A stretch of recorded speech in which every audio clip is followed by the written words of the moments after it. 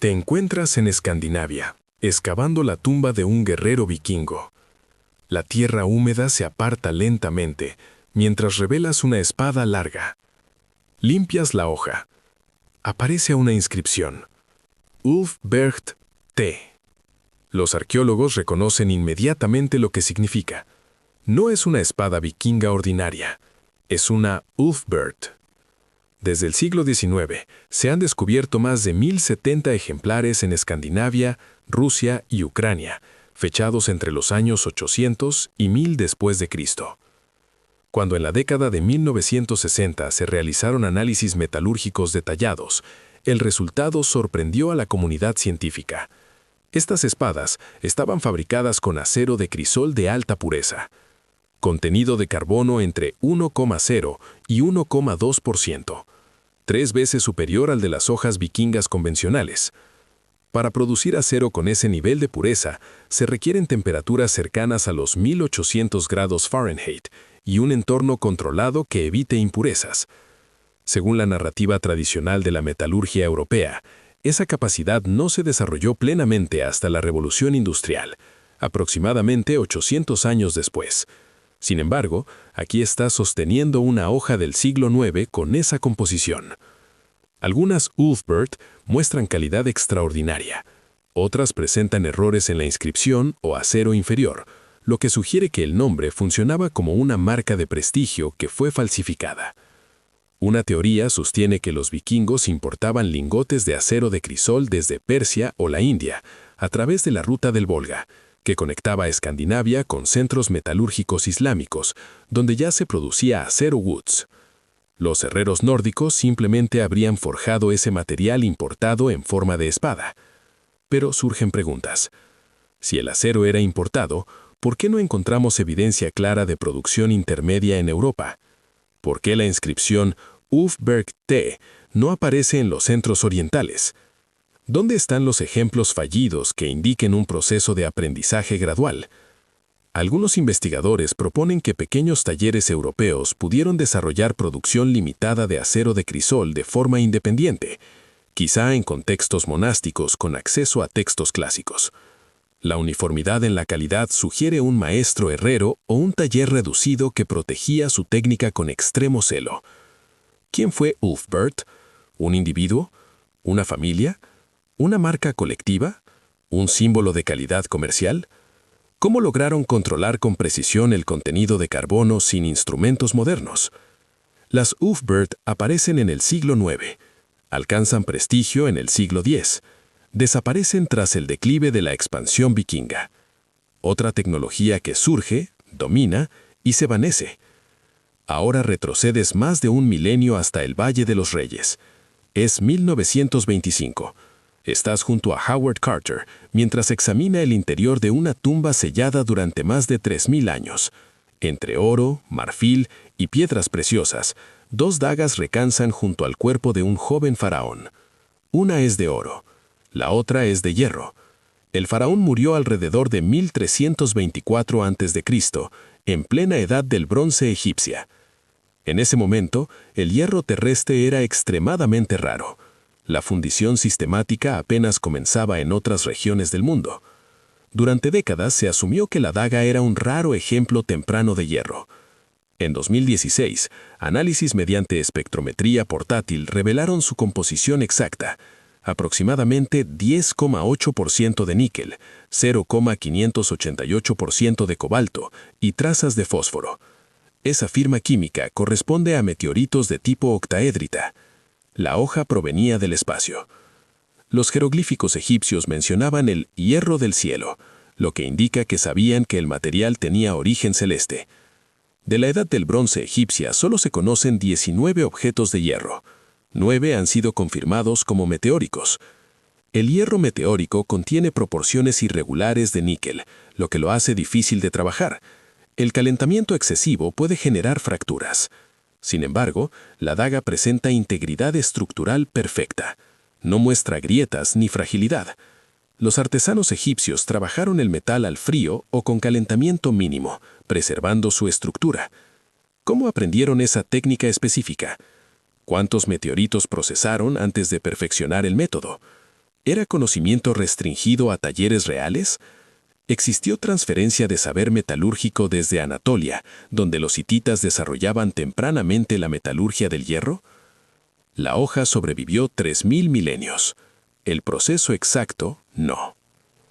Desde Egipto, cruzas el océano hacia Mesoamérica. Es 1521. Estás en el campo de batalla durante la conquista de México. Llevas armadura de acero, montas un caballo de guerra. Te sientes invulnerable frente a guardianes armados con madera y piedra. Entonces, uno de ellos avanza. Empuña un arma de madera incrustada con láminas negras brillantes. Un golpe.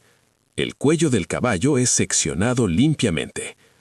La crónica de Bernal Díaz del Castillo describe haber visto un corte tan profundo que el animal cayó muerto al instante. La arma se llama macuahuitl. Consiste en un núcleo de madera, frecuentemente roble, con láminas de obsidiana insertadas a lo largo de sus bordes.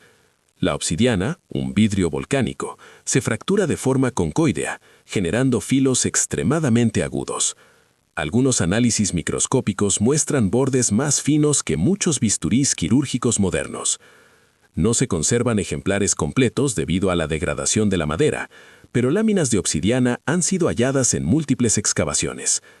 En 2005, experimentos de arqueología experimental demostraron que réplicas del arma podían causar cortes severos en gel balístico que simula tejido humano. La eficacia no venía solo del filo, era la combinación de impacto contundente y corte agudo. El diseño permitía reemplazar láminas dañadas, pero la pregunta permanece. ¿Cómo determinaron el ángulo óptimo de inserción de cada lámina? ¿Cómo equilibraron filo extremo y resistencia para minimizar roturas en combate? ¿Cómo desarrollaron un diseño tan eficiente sin herramientas metálicas avanzadas ni tratados matemáticos escritos? El macuahuitl fue utilizado por más de 1000 años por culturas mesoamericanas, y tras la conquista española, desapareció rápidamente. Otra tecnología adaptada a su entorno específico, otra tradición interrumpida por cambio histórico abrupto. Ahora estás frente a las murallas de Siracusa, año 212 a.C. Eres comandante romano. Tus galeras avanzan confiadas hacia el puerto. La ciudad lleva meses resistiendo durante la Segunda Guerra Púnica. Roma ya ha derrotado a muchos enemigos. Siracusa es solo una más. De pronto, algo extraño ocurre. Desde las murallas no ves proyectiles convencionales, no escuchas el sisido de flechas incendiarias. Sin embargo, una de las naves comienza a arder. Las llamas aparecen en el casco. La historia cuenta que el responsable fue Arquímedes, el matemático más brillante del mundo antiguo, el hombre que formuló el principio de flotación, el ingeniero que diseñó máquinas de asedio capaces de levantar barcos romanos con grúas mecánicas, conocidas más tarde como la Grarra de Arquímedes. Pero esta historia es distinta. Según fuentes posteriores, Arquímedes organizó espejos pulidos en las murallas, alineados para concentrar los rayos del sol sobre las naves romanas. La energía reflejada habría generado suficiente calor para iniciar combustión en la madera. Las referencias más antiguas que mencionan el episodio, como Luciano en el siglo II después de Cristo, aparecen siglos después del asedio. Cronistas bizantinos del siglo XII describen espejos hexagonales formando una superficie reflectante capaz de enfocar la luz. Durante siglos, los historiadores descartaron el relato como mito. En 1973, el científico griego Yannis Sakas realizó una prueba con 70 espejos planos dirigidos hacia un barco a 50 metros. Bajo condiciones ideales, la madera comenzó a arder tras varios minutos de exposición. En 2005, estudiantes del MIT utilizaron más de 100 espejos alineados y lograron incendiar una embarcación a unos 30 metros. El programa Mythbusters intentó reproducir el efecto en 2004 y nuevamente en 2006. Concluyeron que, aunque físicamente posible en circunstancias controladas, sería extremadamente difícil aplicarlo en combate real debido al movimiento de los barcos, el ángulo solar cambiante y la necesidad de coordinación precisa. El consenso actual afirma que concentrar suficiente energía solar para iniciar combustión es teóricamente viable, pero convertirlo en arma práctica en medio de un asedio naval es otra cuestión.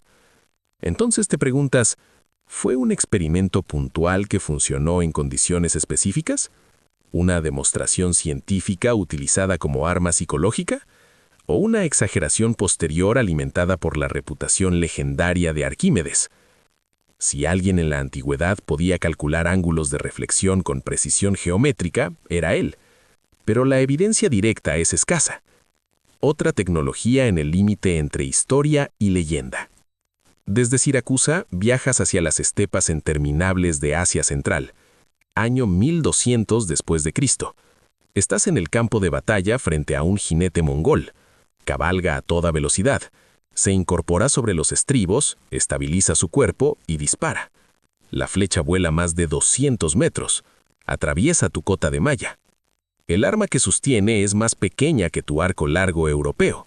Sin embargo, dispara más lejos en relación a su tamaño, con mayor eficiencia desde el lomo de un caballo. Es el arco compuesto. Los restos más antiguos de este tipo de arco laminado se remontan a la cultura de Andronovo en Kazajistán, fechados alrededor del 2800 a.C. El diseño combina 3 materiales en secuencia precisa: madera en el núcleo, cuerno en la cara interna sometida a compresión, tendón en la cara externa sometida a tensión.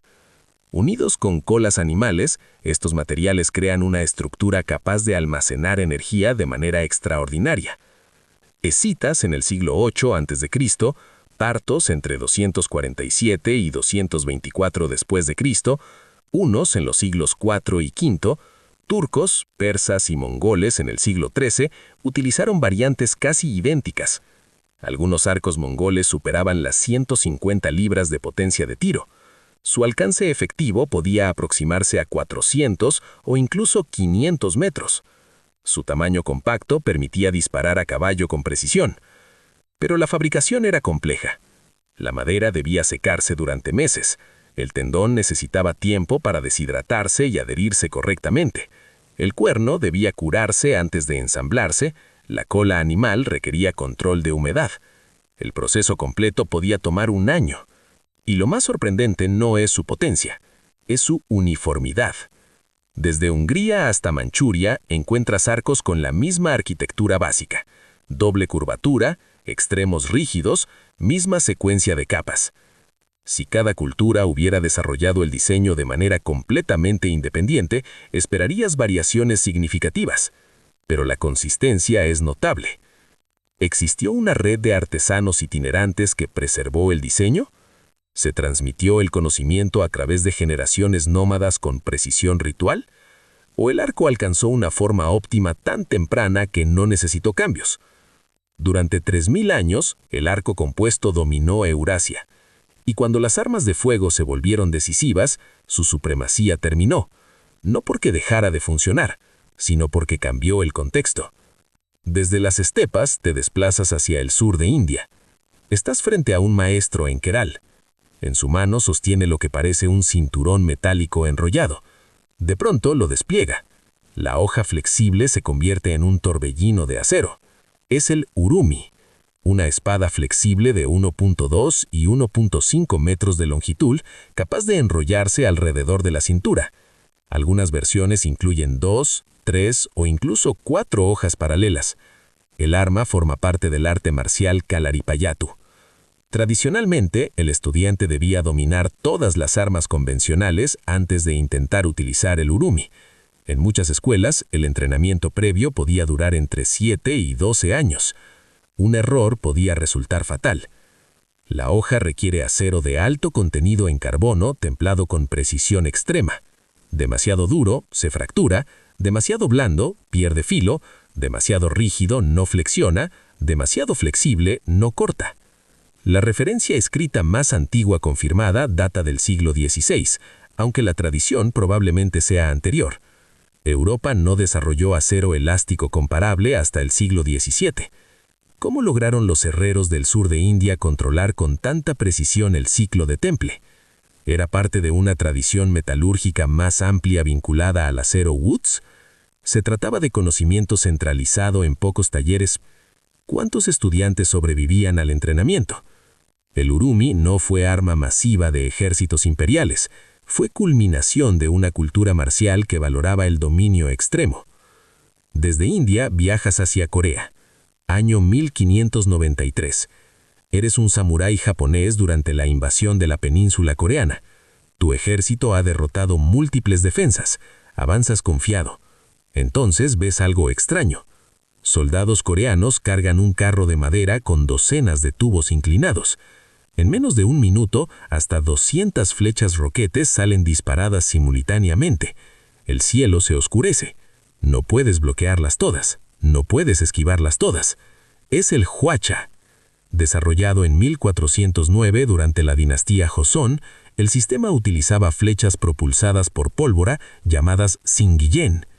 El carro estándar podía albergar alrededor de 200 tubos organizados en rilas.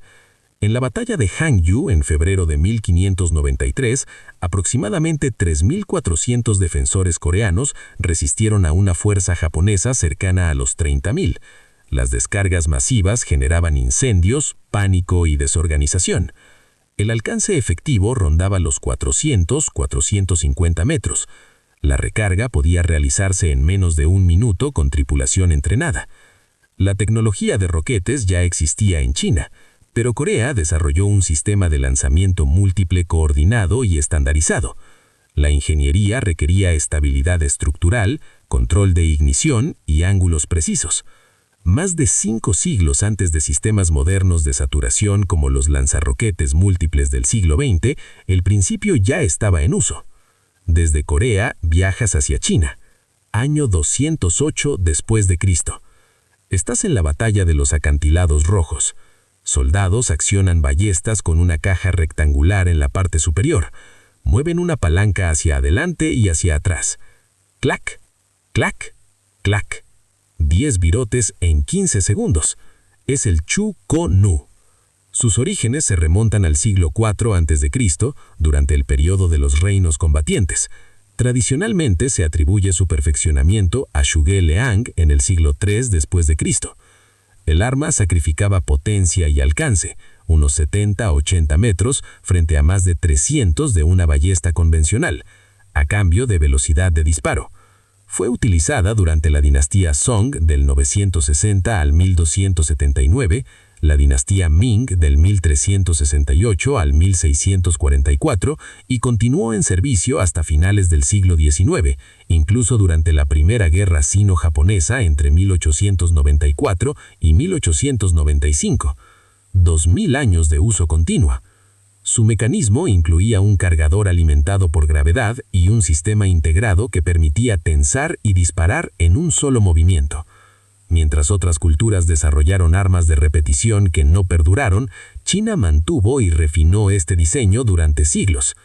¿Cómo logró un mecanismo tan antiguo mantenerse viable durante 2000 años? ¿Cuántas unidades fueron producidas a lo largo de esos siglos? Ahora viajas hacia los talleres ardientes de Oriente Medio. Estás en un taller iluminado por fuego. El aire es denso. El metal al rojo vivo reposa sobre el anquillo. El herrero levanta el martillo y golpea con ritmo constante. Cada impacto es calculado. Cada ciclo de calentamiento y enfriamiento forma parte de una secuencia precisa.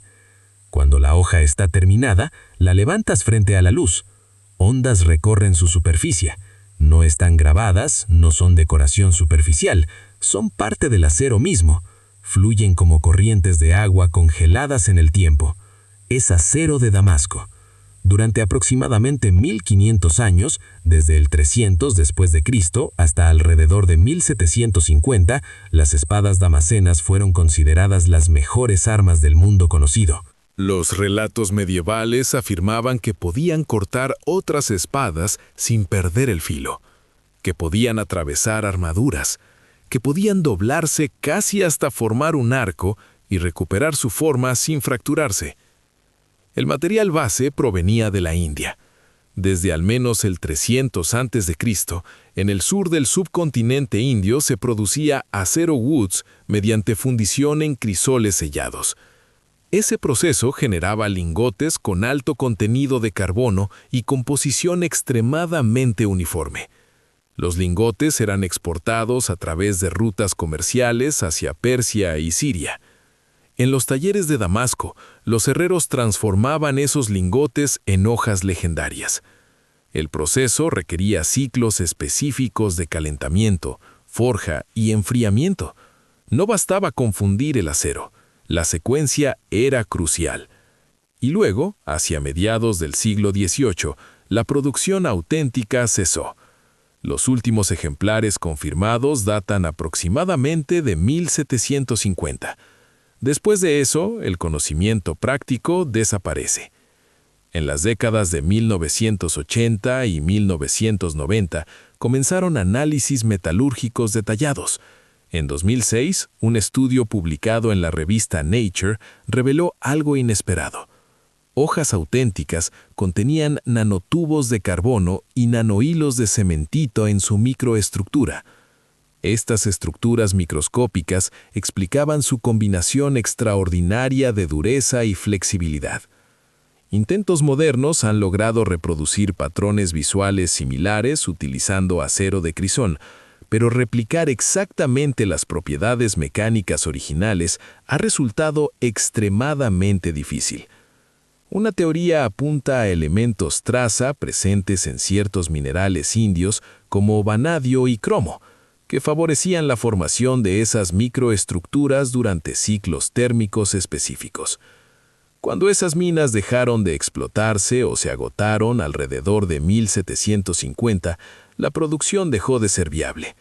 Pero esa explicación no responde a todo. Los herreros antiguos no sabían lo que era un nanotubo de carbono, no comprendían la estructura cristalina del acero, no podían observar nanohilos bajo microscopio electrónico. Y sin embargo, generación tras generación, produjeron hojas con propiedades consistentes. ¿Cómo descubrieron la secuencia exacta de calentamiento y martillado necesaria? ¿Cuántos experimentos fallidos precedieron al proceso estable? ¿Por qué no surgieron alternativas cuando cambiaron los minerales disponibles? ¿Se perdió un paso crítico del proceso que nunca fue escrito? La tradición se mantuvo por más de 1000 años, y luego se extinguió. Y ahora regresamos al Mediterráneo. Fuego griego. Año 672. Estás de pie sobre las murallas marítimas de Constantinopla. La brisa nocturna golpea tu rostro mientras miras hacia el mar de Mármaro. En la oscuridad distingues antorchas que se mueven como estrellas flotantes sobre el agua. No son estrellas, es una flota. 200 naves árabes avanzan en formación. El imperio bizantino está en peligro. Los defensores en las murallas saben que están en desventaja. 5 enemigos por cada soldado. Si la flota logra acercarse lo suficiente, si desembarcan tropas, si las murallas ceden, la ciudad puede caer. Constantinopla no es solo una ciudad, es la capital del Imperio Romano de Oriente. Es el centro del cristianismo oriental, es el eje del comercio entre Europa y Asia. Si cae, cambia el equilibrio del mundo conocido. Las naves enemigas se aproximan lentamente. El agua es oscura. El silencio es pesado. Entonces lo ves. Desde pequeñas embarcaciones bizantinas, dromones de guerra, surge algo imposible. Tubos de bronce apuntan hacia la flota atacante.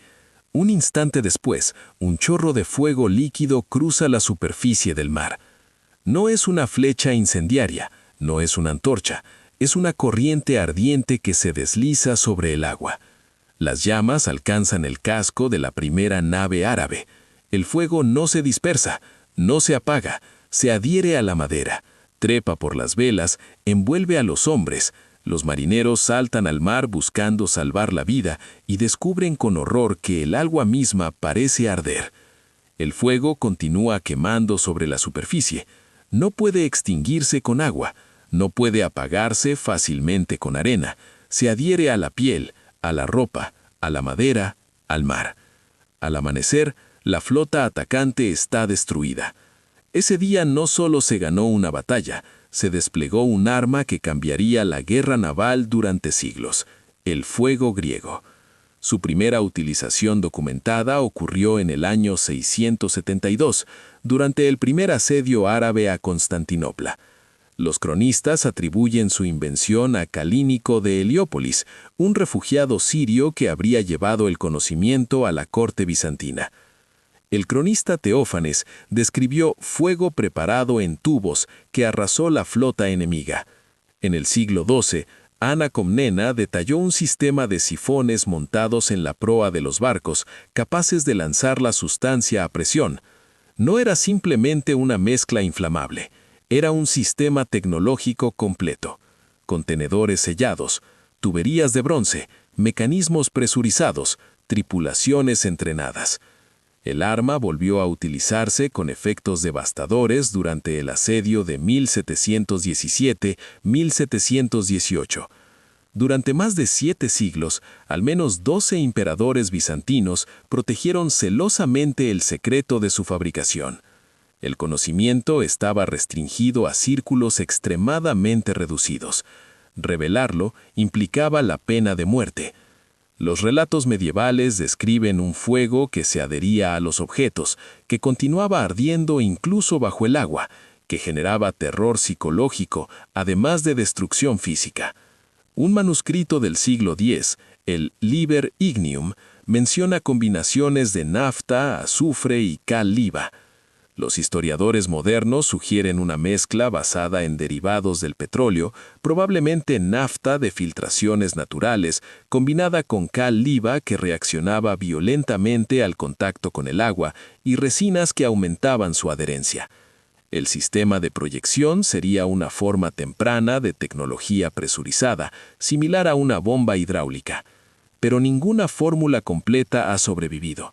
La producción terminó definitivamente en 1453, cuando Constantinopla halló ante el Imperio Otomano. Y aquí surge el problema. Los enemigos bizantinos tenían acceso a nafta. El mundo islámico poseía conocimientos químicos avanzados. Venecia copió casi todas las tecnologías navales bizantinas. La guerra naval fue constante durante siglos. Sin embargo, nadie logró reproducir el fuego griego con el mismo efecto.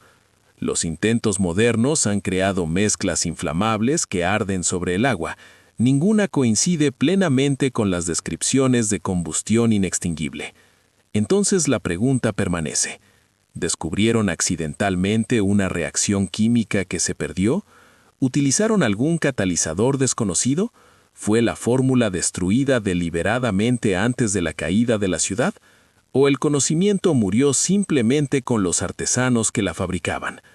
El fuego griego aparece en el siglo VII, protege un imperio durante 700 años y luego desaparece del conocimiento humano. Ahora detente, respira, mira las 10 armas juntas, no como piezas aisladas, no como curiosidades arqueológicas, no como anécdotas dispersas en libros de historia. Míralas como un conjunto. Un fuego que ardía sobre el agua y cuyo secreto desapareció con la caída de una ciudad en 1453. Espadas vikingas fabricadas con acero de crisol siglos antes de que Europa desarrollara hornos capaces de producirlo de forma industrial. Hojas de damasco con microestructuras que la ciencia moderna solo pudo identificar mediante microscopios electrónicos. Un faraón enterrado con una daga forjada a partir de hierro caído del cielo, en una época en la que el hierro terrestre era más raro que el oro. Guerreros mesoamericanos empuñando vidrio volcánico con filos más agudos que muchos bisturíes contemporáneos. Un matemático griego que pudo haber convertido la luz solar en arma durante un asedio en el siglo III a.C. Un arco compuesto que dominó los campos de batalla de Eurasia durante 3000 años con la misma arquitectura básica. Una espada flexible india cuyo dominio requería más de una década de entrenamiento solo para no herirte a ti mismo. Artillería coreana capaz de lanzar 200 proyectiles simultáneamente en 1409, siglos antes de sistemas equivalentes en Europa. Una ballesta china de repetición que permaneció en servicio militar durante 2000 años. Cada una tiene una explicación histórica razonable cuando se analiza por separado. El fuego griego surgió en un imperio con acceso a petróleo natural y tecnología hidráulica avanzada. Las espadas Ulfberht pudieron beneficiarse de rutas comerciales que conectaban Escandinavia con centros metalúrgicos islámicos. El acero de Damasco dependía de minerales específicos y tradición artesanal refinada. El Macuahuitl aprovechaba la abundancia de obsidiana en regiones volcánicas. El arco compuesto respondía a la necesidad de movilidad de pueblos nómadas. El Urumi era fruto de una cultura marcial especializada. El Hwacha era una adaptación coreana de tecnología de cohetes china. El Chu-Kon-Nu encajaba en una doctrina militar que valoraba volumen de fuego sobre potencia individual. Nada de esto contradice la lógica histórica. Nada exige explicaciones sobrenaturales. Y sin embargo, cuando das un paso atrás y observas el conjunto, surge otra pregunta. ¿Por qué tantas de estas tecnologías aparecen completamente desarrolladas? ¿Por qué se mantienen estables durante siglos? ¿Y por qué, en varios casos, desaparecen abruptamente sin dejar una evolución directa? El fuego griego no evolucionó hacia algo mejor, se perdió cuando cayó Constantinopla. El acero de Damasco no fue superado gradualmente por una versión mejorada en la misma tradición. La técnica cesó alrededor de 1750. Las Ulfberht no marcaron el inicio de una revolución metalúrgica en el norte de Europa. Desaparecieron junto con las rutas comerciales que la sostenían. El Macuahuitl no se transformó en un arma híbrida tras la llegada del acero europeo. Fue reemplazado. El Urumi no se convirtió en estándar militar global. Quedó restringido a linajes específicos. El Hwacha no dio paso directo a una tradición coreana de artillería industrial continua. Fue desplazado por tecnología posterior. El Chu-Kon-Nu no evolucionó hacia armas automáticas de pólvora en línea directa. Permaneció en su nicho hasta que la guerra cambió por completo. No es una línea recta, es un ciclo. Aparece la necesidad, surge la innovación, se perfecciona durante generaciones, se estabiliza, y luego, cuando cambian las condiciones, puede desaparecer. Las rutas comerciales se fragmentan, los imperios colapsan, las fuentes de mineral se agotan, las doctrinas militares se transforman, las comunidades artesanales se dispersan. La tecnología depende de infraestructura social. Sin ella, incluso el conocimiento más refinado puede perderse. Tú caminas por un museo moderno y ves estas armas bajo vidrio. Puedes sentir la tentación de pensar que son primitivas. Madera, piedra, bronce, hierro forjado sin maquinaria industrial. Pero el filo de la obsidiana no es primitivo. El control del carbono en una Ulfberht no es primitivo. La microestructura del acero de Damasco no es primitiva. La laminación del arco compuesto no es primitiva. La coordinación de 200 cohetes en un Hwacha no es primitivo. Un mecanismo de repetición funcional durante 2000 años no es primitivo. Son soluciones óptimas dentro de límites materiales específicos. No eran sociedades menos inteligentes, no eran culturas menos capaces. Trabajaban con otros recursos, enfrentaban otros enemigos, resolvieron problemas con los medios disponibles. El fuego griego fue química aplicada bajo secreto estatal. Las Ulfberht fueron metalurgia avanzada en una red comercial compleja. El acero de Damasco fue ingeniería empírica de materiales. El Macuahuitl fue optimización de un recurso volcánico abundante. El arco compuesto fue biomecánica aplicada durante milenios. El Urumi fue dominio extremo del temple del acero. El Hwacha fue comprensión temprana de saturación y moral en combate. El Chu-Kon-Nu fue mecanización eficiente adaptada a defensa sostenida. Lo que cambia no es la capacidad humana, es el contexto. Y aquí está la lección más inquietante. La historia no garantiza que el conocimiento siempre se conserve. Depende de continuidad, depende de estabilidad, depende de transmisión. Cuando esas condiciones se rompen, incluso técnicas sofisticadas pueden desaparecer. Muchas personas creen que vivimos en la cima irreversible del progreso tecnológico, pero también vivimos en sistemas complejos, interdependientes y frágiles. La diferencia entre avance y olvido puede ser más delicada de lo que pensamos. Las armas siguen aquí. El metal conserva la memoria física de procesos que ya no se enseñan. Los patrones damasenos siguen visibles. La inscripción más UBLFBERTH aún puede leerse. El mecanismo del Chuco Nu aún puede accionarse. La arquitectura del arco compuesto puede reproducirse. Las crónicas bizantinas todavía describen el fuego que ardía sobre el agua. Pero los mundos que hicieron posibles esas armas ya no existen. Y eso es lo que realmente revelan estas 10 historias. No que el pasado fuera mágico, no que existieran secretos imposibles, sino que el conocimiento humano no avanza en línea recta. A veces progresa, a veces se estanca, a veces se transforma y a veces se pierde. Lo que llamamos imposible suele ser simplemente mal comprendido o descontextualizado. Tú has visto la evidencia. Has estado sobre las murallas de Constantinopla. Has sostenido una Ulfbert. Has observado el patrón del acero de Damasco bajo la luz. Has contemplado hierro caído del cielo. Has sentido la potencia del arco compuesto. Has visto girar la hoja flexible del Urumi. Has observado 200 cohetes oscureciendo el cielo. Has escuchado el ritmo mecánico del Chuco Nu. No son reliquias de barbarie, son testimonios de maestría. Y quizá la pregunta final no sea cómo lograron hacerlo. Quizá la pregunta sea otra. ¿Qué conocimientos actuales podrían parecer imposibles dentro de 1000 años?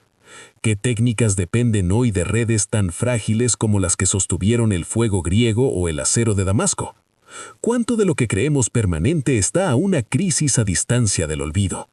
La historia no es una escalera, es un ciclo, y nosotros somos solo una parte más de él. Gracias una vez más por ser parte de esta historia y por acompañarnos a descubrir los increíbles conocimientos del mundo antiguo. Si te gusta explorar estos misterios del pasado, no olvides suscribirte al canal y activar la campanita